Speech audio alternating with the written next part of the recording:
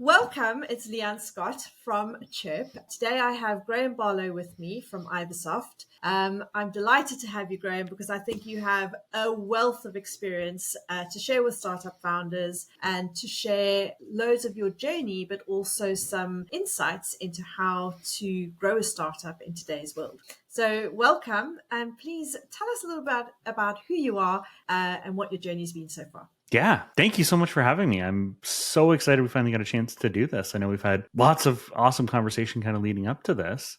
As you mentioned, I've been a startup founder for a very long time, almost terrifyingly long at this point. I've been at this for coming up on 24 years.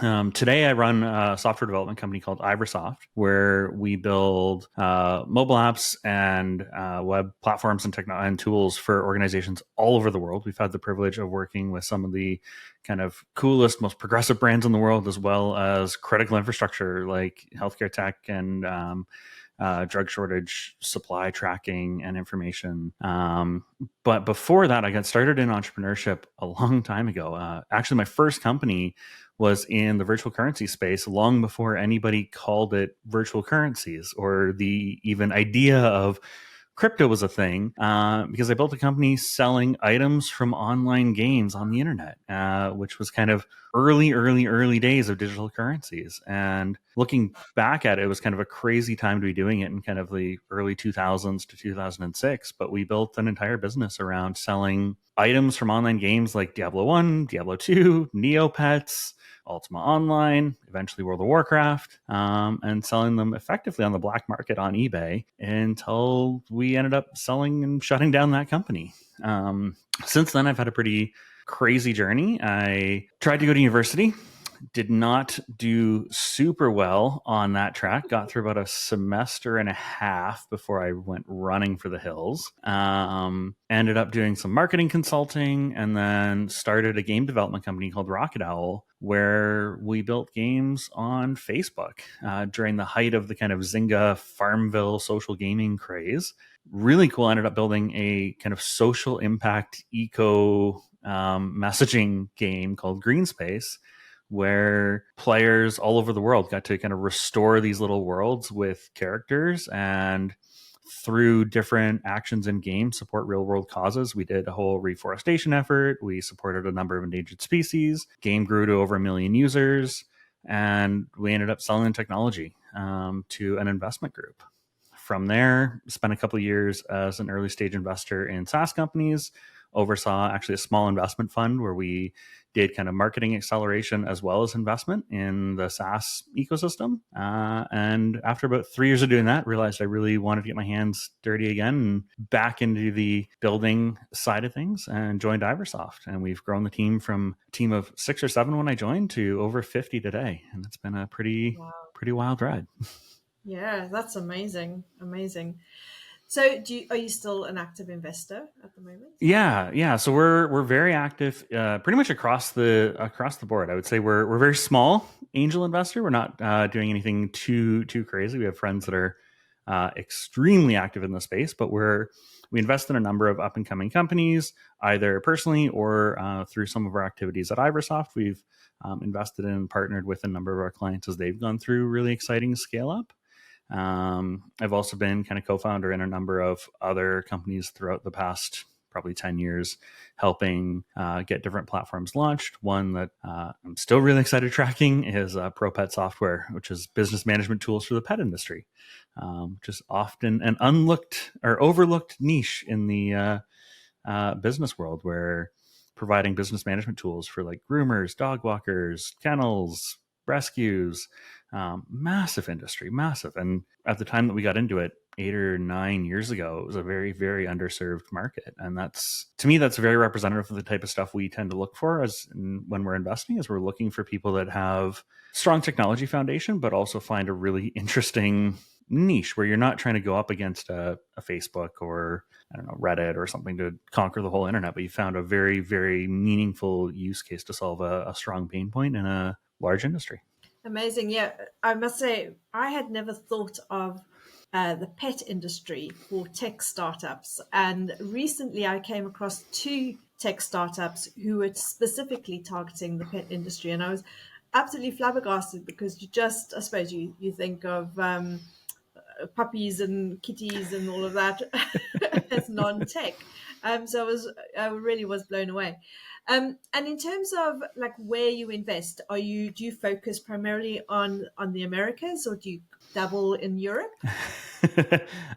Unfortunately, I think for the theme of this podcast and conversation, we've been almost exclusively in Canada, dabbling a little bit in the U.S. But I think there's a lot of underserved opportunities and great companies in the Canadian ecosystem, and I think similar to the UK, early stage funding and even growth funding to some extent remain a pretty big challenge for companies scaling up outside of the US. And so being able to participate at an early stage or help open doors and make connections for people that are actively investing and moving the needle forward for companies like that is a big part of where we try and get involved.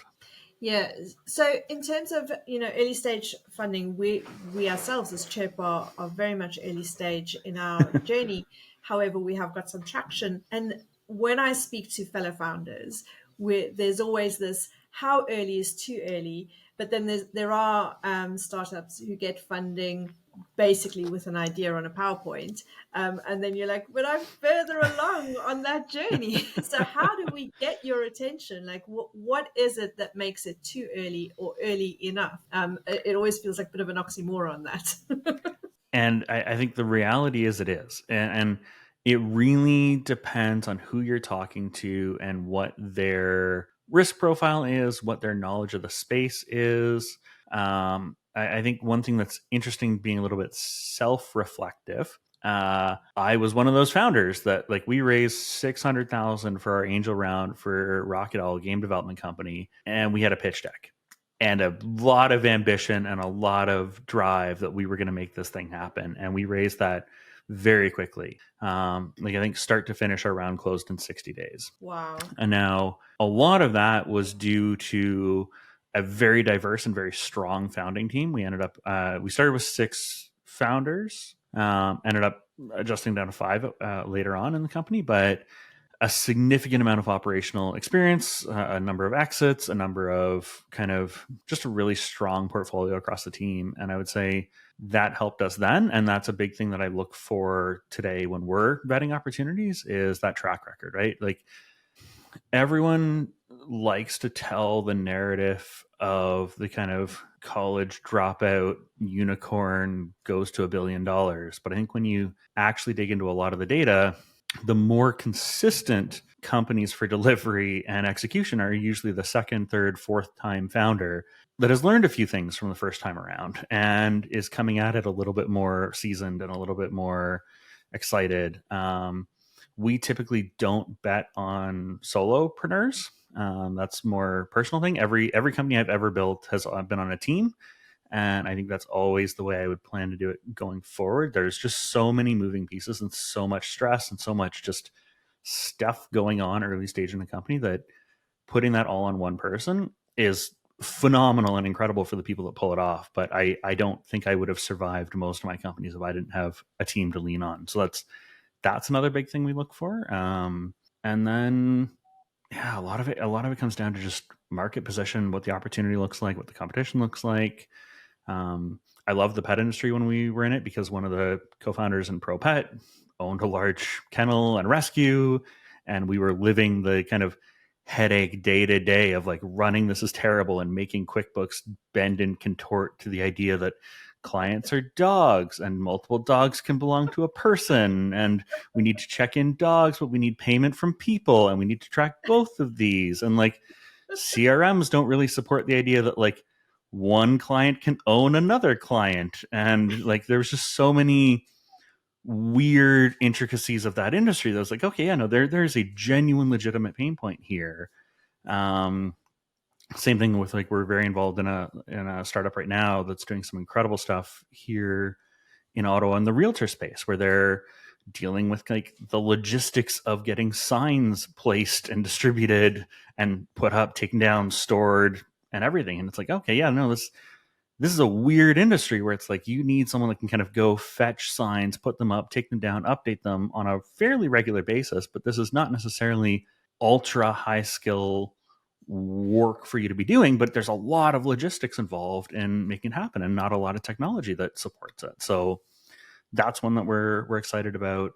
I think we all fall into, and I say we all in like Canada and the UK, fall into the trap of like the more traction, the better, which is infuriating for founders because like at some point I have so much traction, I don't need investors. So what use are you to me? And I try to not fall into that trap, but I also find myself pulled in pulled in that direction when we're vetting companies. Like, it's way more interesting to see like, 10, 20,000 a month in revenue and a little bit of traction, even on like kind of broken beta versus, a pitch deck that says in 12 months, we're going to go build this thing and launch it. That's, for sure. So obviously I've had, I've been on both sides trying to sell the idea, but also this time round, I'm happy to say that I have traction to show, which I think from a founder's point of view also changes your confidence in the way you're able to present it and counter challenge when investors come, well, that won't work, but it will work because we're doing it, and this is the feedback we get, and this is how we've overcome challenges along the way. So that has made a big difference for us as Chirp ourselves. Oh yeah. I think there's a great quote I've keep hearing come up recently and I'm going to misquote it, but it's something like someone with experience will never be afraid of someone with an opinion. And it's like, to me, that's kind of what traction arms you with, of like, once you've shown that users are doing something or customers are reacting a certain way, people can have all the opinions in the world they want of like, oh, they're never going to do that, or people aren't going to adopt it this way. It's like, well, here's 100 users that are using it that way today, and it barely works, and they're figuring it out. So with a little bit of growth, we can find another 1,000, 10,000 million that are doing that. And I think that's honestly, it's one of the things that's really cool that's enabled by tech today. Is like you can get to those early prototypes, you can get to that stuff so much faster than even 5 years ago. For sure. Yeah. I think even maybe 2 years ago, if I look at all the no code solutions that are available, we're able to build something and put something together that uses third-party tools, although it gives a feel of a seamless experience in a way that when I first started working with tech tools 5 years ago, we just couldn't do that. You needed a developer to actually do the work. Which brings me to my next question. When I've spoken to potential investors or funders or advisors, there's a definite should the tech team be in-house or outsourced? What are your thoughts on I love this question. the developer journey? Yeah. So, I mean, obviously, this is like running an outsourced development company. This is something we run into a lot. And I'm going to say the answer really depends. And our recommendation is often if you have a very strong technical founder within the company, building a team in house makes sense. You have, and I will asterisk that with the technical founder needs to have also had experience managing technical teams and delivering technical teams.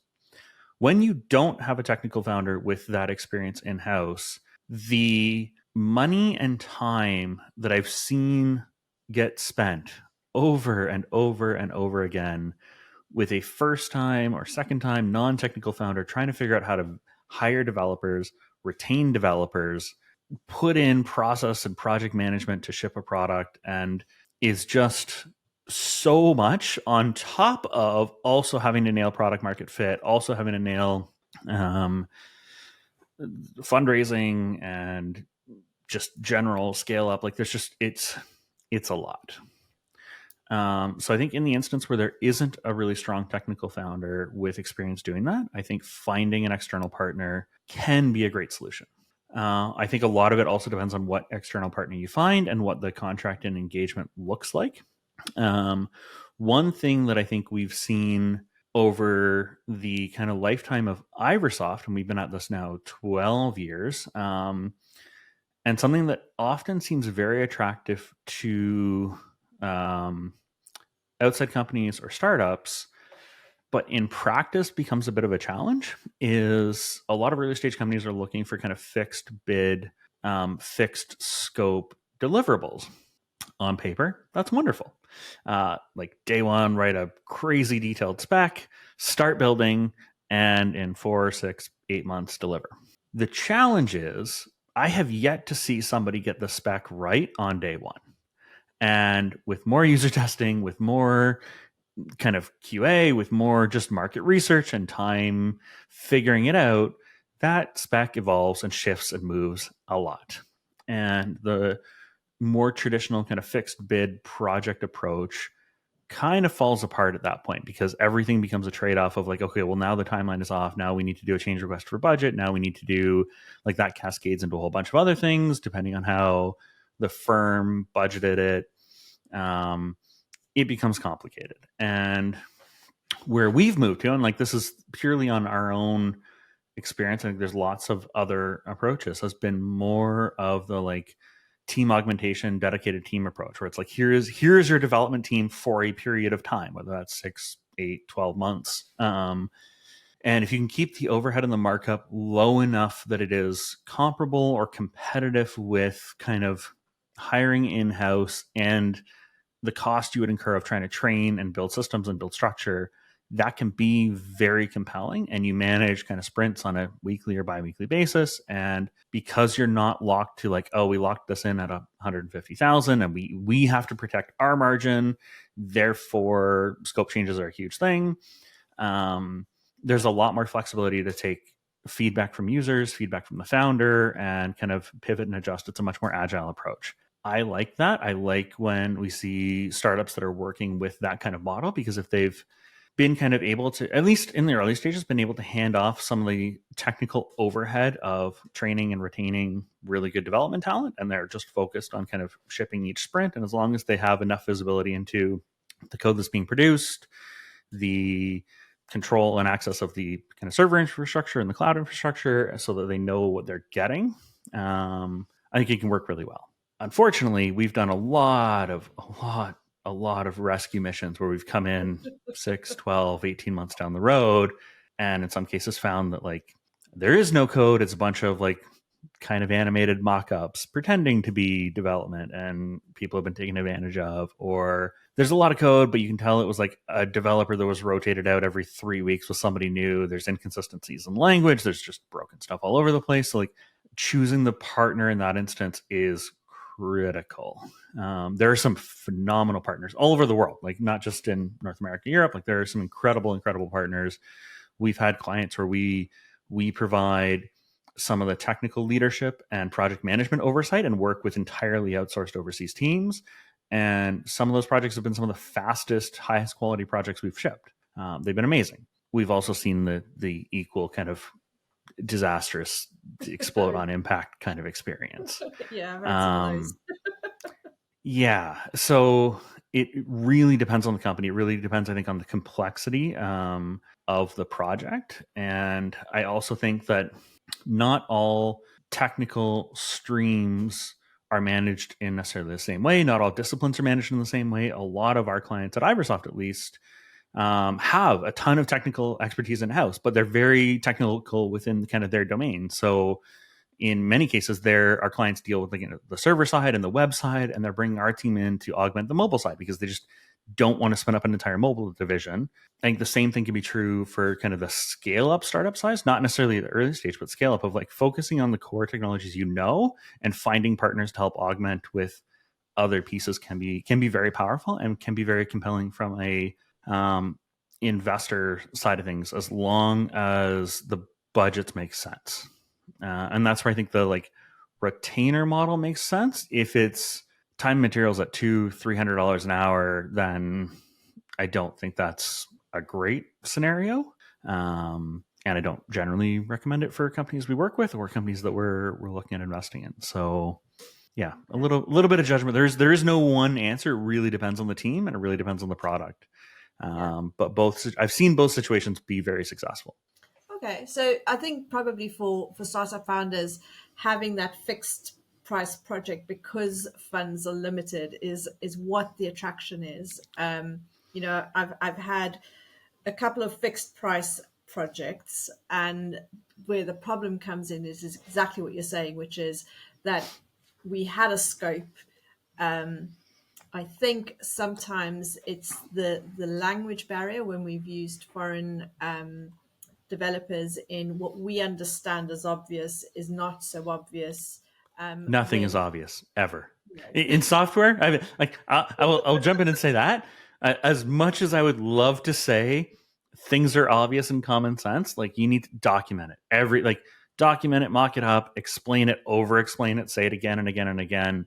Yeah, I've seen so many things go sideways because people are like, isn't it obvious it works that way? It's like, no, or maybe, but not obvious to the six people that are all equally kind of contributing to this. And unless you told them, they're all kind of making their own obvious assumption about how it should be built and how it should be executed. And you end up with like six slightly very different variants. And it's kind of like having a whole bunch of different people build a bridge, but not telling them where it meets in the middle and just being like, well, it's obvious it'll connect. It's like, yes, but they all started at different times on different sides. And now we have like three bridges that don't meet in the middle and everyone's upset. And it's like, yeah, you just have to document that and communicate that and over yeah. communicate that. But yeah, communication and language barriers can be a very, very, very challenging one.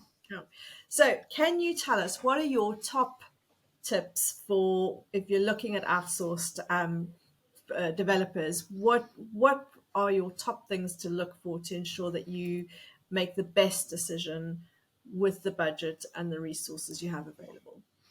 Yeah, for me, a big one is understand everyone's motivation on all sides. And what I mean by that is when you look at fixed bid model, and part of why I struggle with it on kind of both sides. Like let's say we come up with a scope for a project. We say it's 150,000. It's going to be done in 5 months.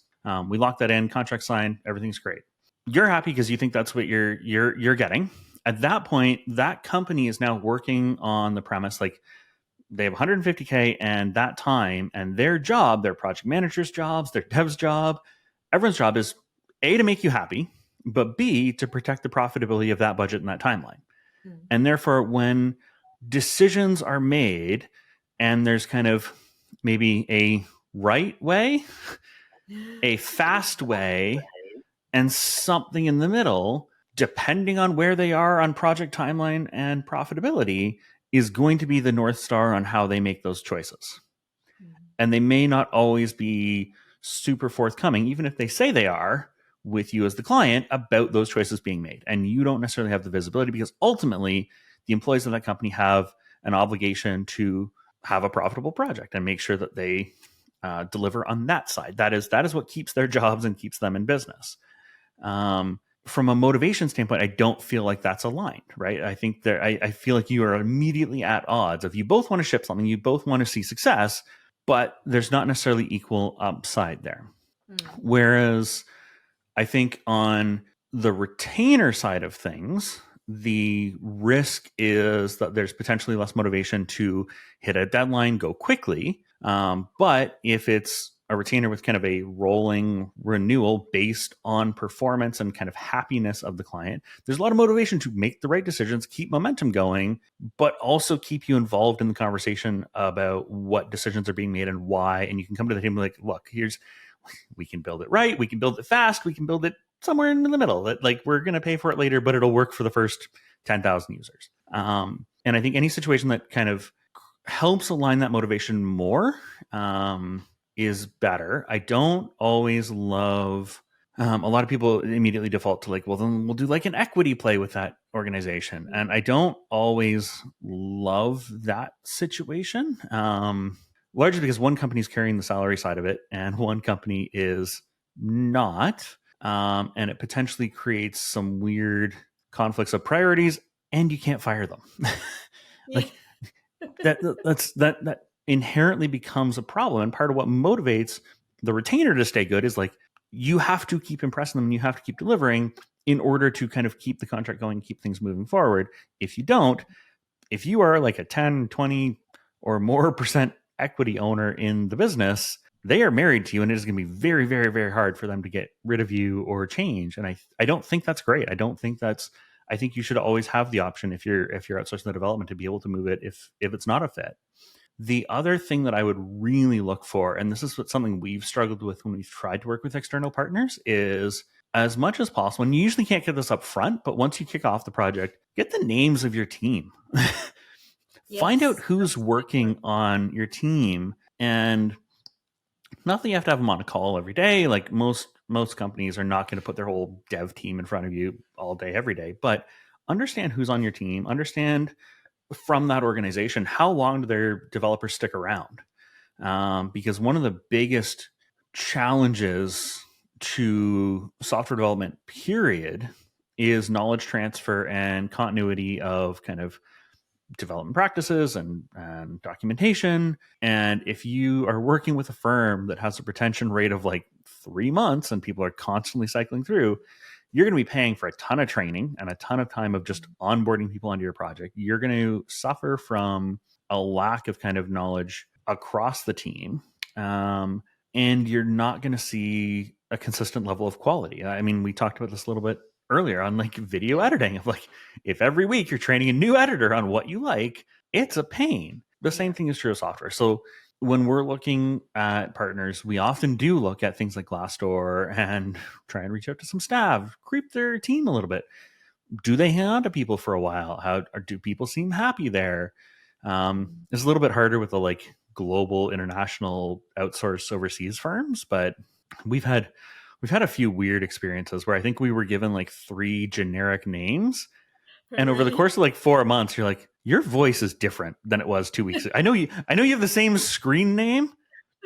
That is a completely different voice. Nope, same voice. I'm like, okay, all right, we'll play this game. But like we've seen that so many times, and I think that's one of the challenges that you have to avoid. And part of that is just get to know the people you're working with and understand their experience. And if someone's selling you on the idea that you're putting a senior developer on it, take a look at who that senior developer is. If they've got 2 years of experience out of school, they're probably not a senior developer. Don't be afraid to ask for things like, what projects have you shipped? What have you done at scale? I think that's one of the other challenging things you run into with a lot of shops is they're great at writing wonderful case studies, but not everyone in the company worked on that case study. So the people on your team, what have they done? What is their experience? What has this group been able to accomplish? Because that also speaks a lot to what you're going to kind of see as the results coming out of it. And it's no different than how you would hire your own team, right? You want to, if you're bringing it in house, you want to hire people that have done scale up, that have done a large launch, or that have done, I don't know, if it's video, that, well, I think in Chirp's case, that have experience talking to the social media platforms.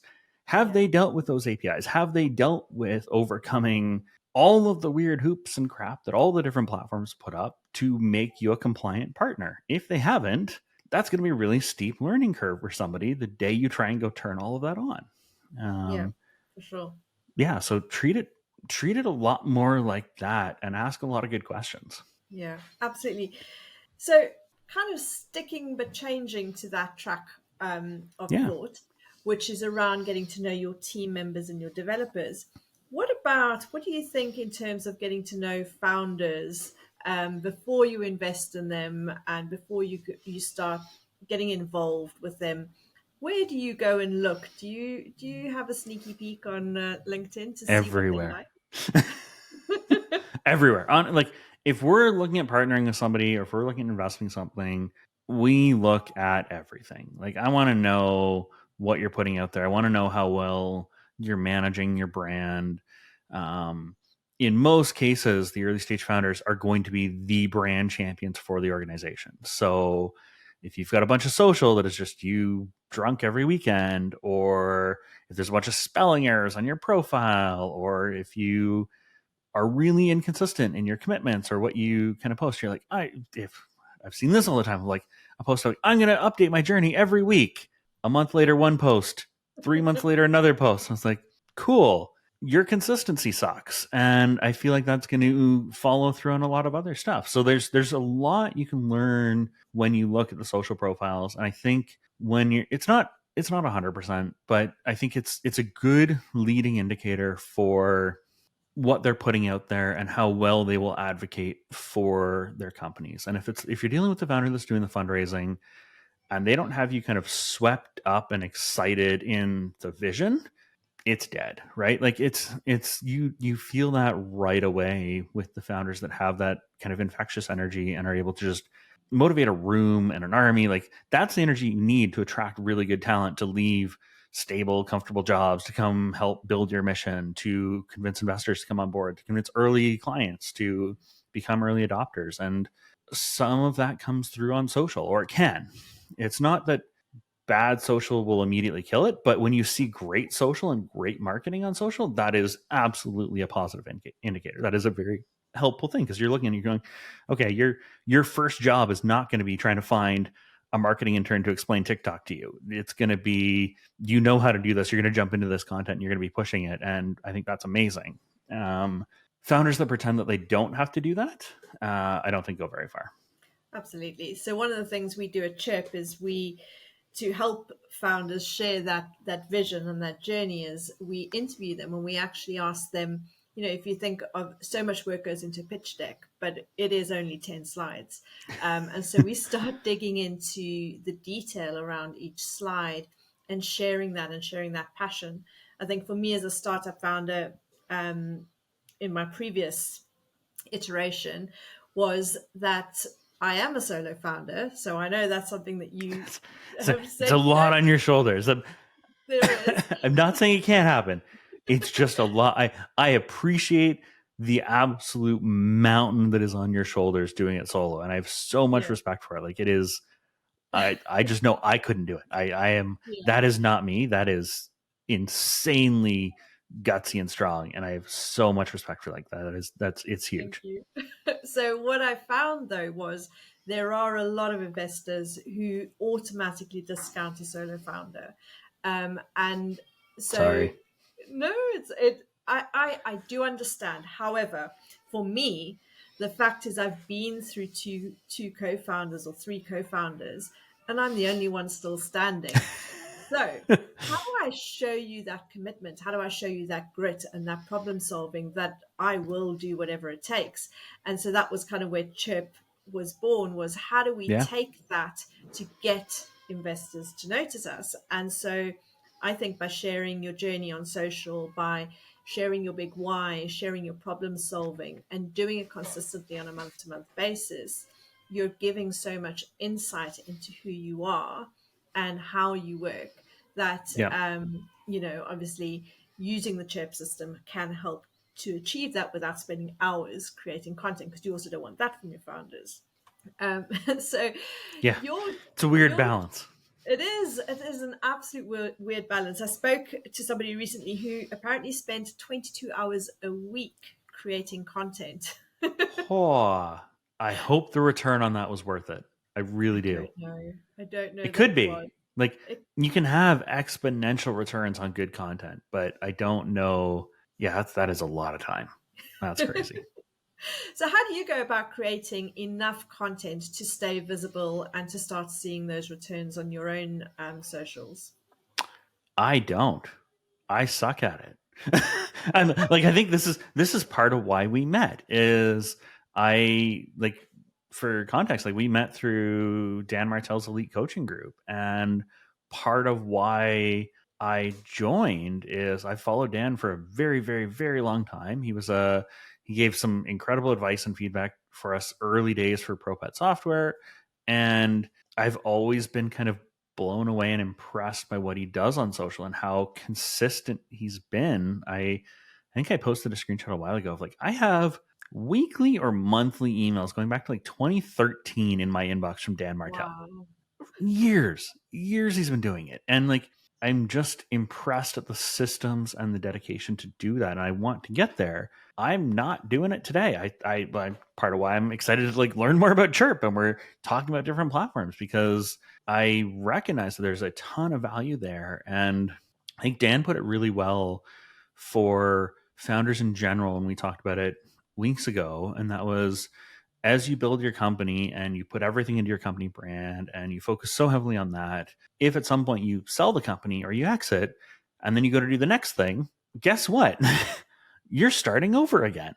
And I think I've fallen down that trap a few times, and that we've built really powerful, really large brands for previous companies.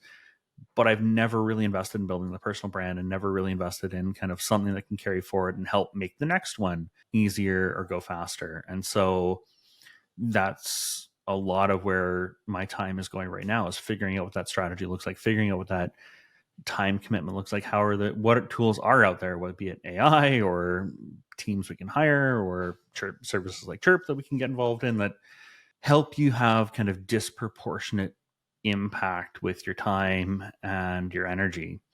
One thing that I think is often overlooked for fundraising founders, because a lot talk a big game, but I would say I have 2 or 3 that have done this well in all of the founders I've ever interacted with.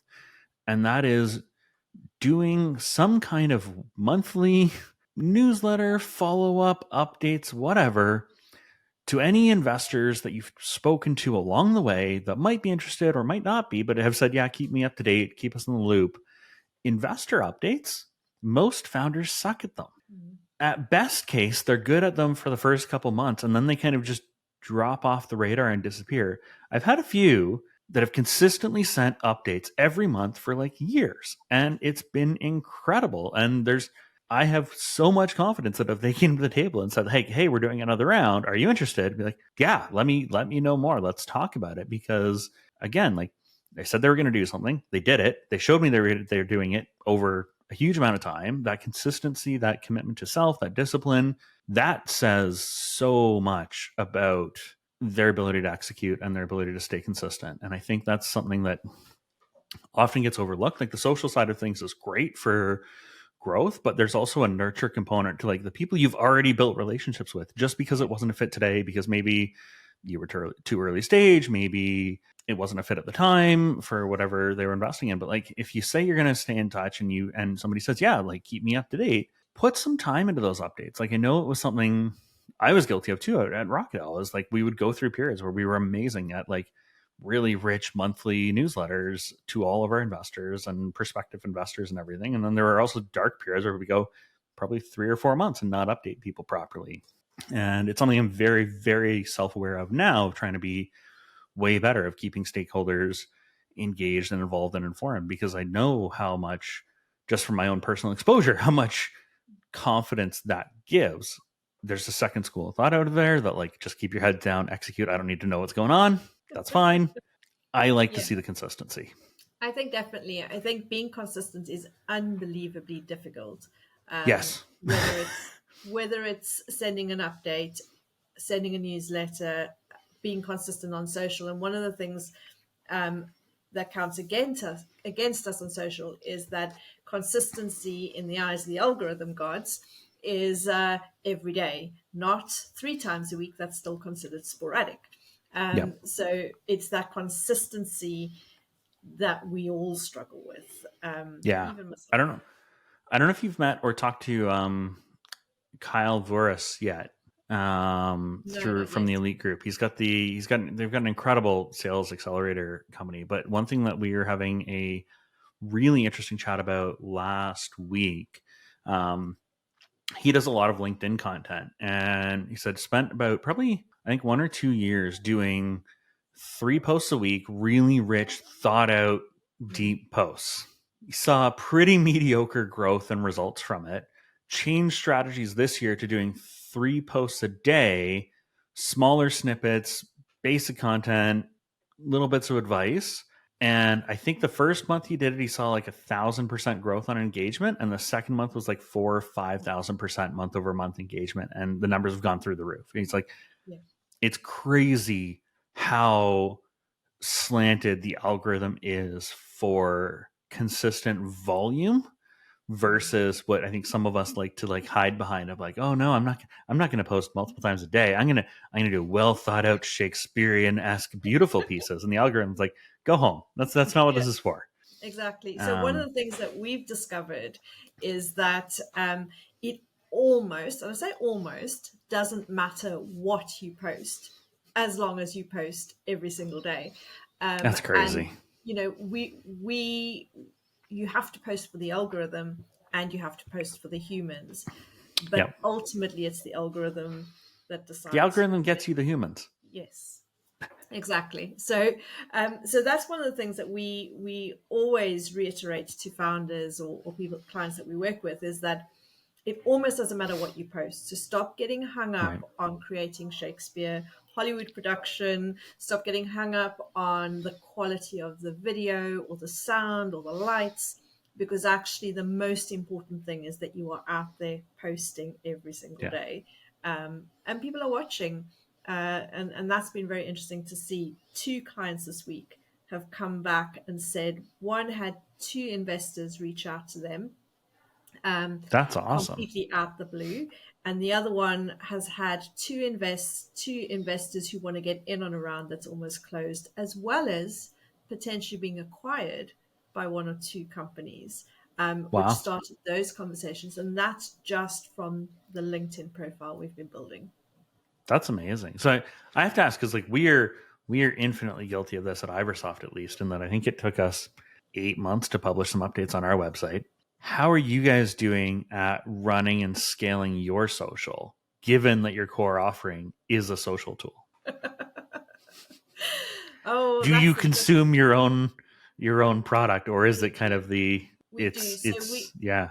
it is very, very difficult to stay consistent. I think that's the number one thing, because we get very busy sorting out the clients, and it's kind of what you alluded to earlier, is that I've built multiple companies, but always built the company's brand and not necessarily my own. And so this year I'm determined to start focusing on my own brand as well.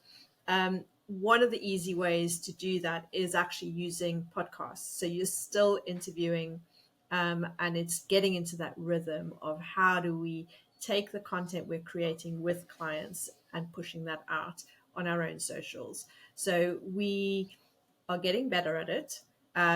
We have the same problem, which is why we built Chirp the way we did.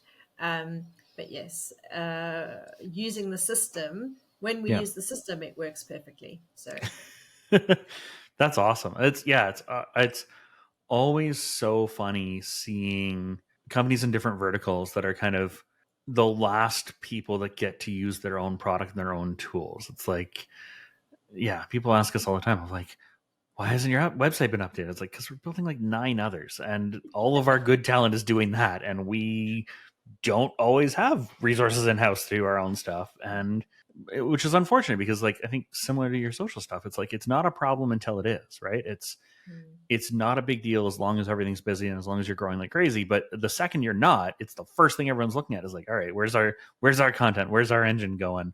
And yeah. it's like, oh yeah, no, we should have probably put some more time and energy into that. Yeah. So for us, what we do is we do podcasts, and then we clip it up, and we've got fireside chats at lunchtime, that are booked, Nice. and that's quite nice because we get to show and tell at the same time. Yeah, I love it.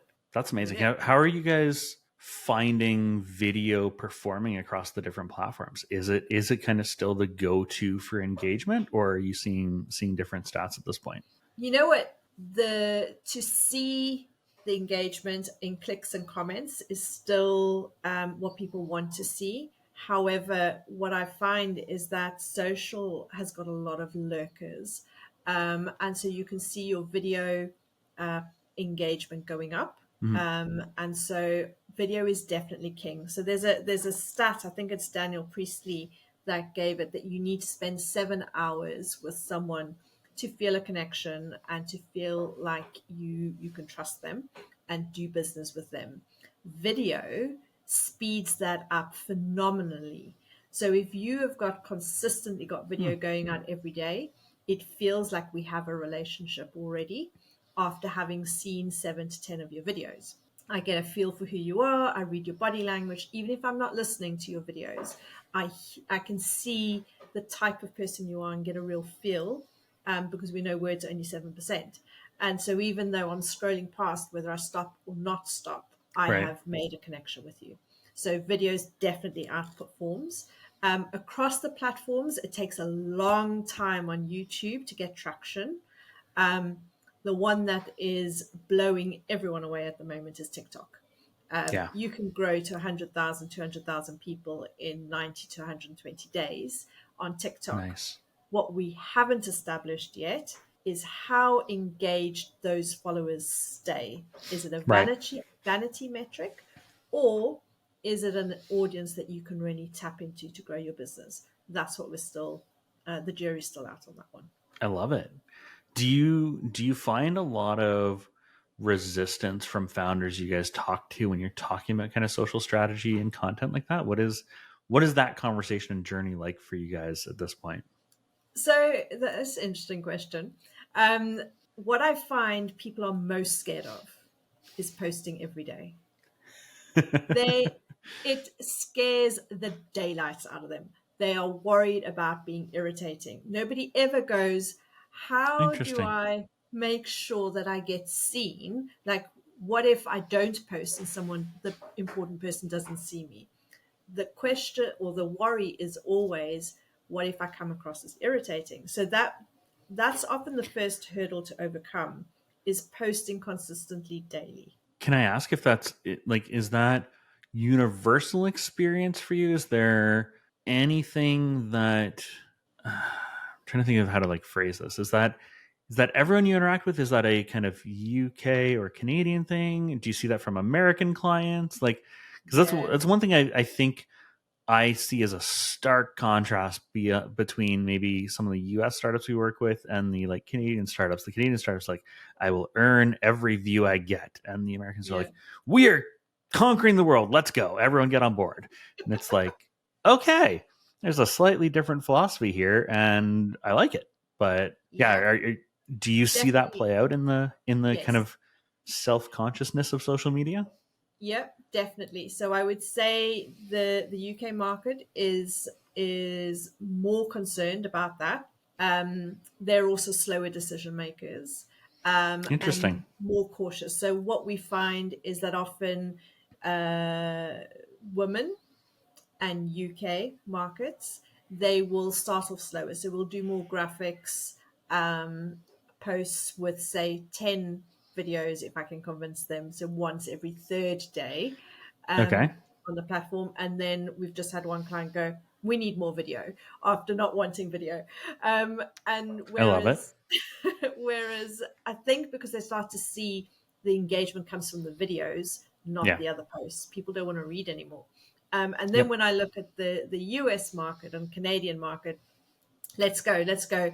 We need it faster. We need more of it. Can we record every week? And how quickly can you get the content out? And can we post 10 times a day?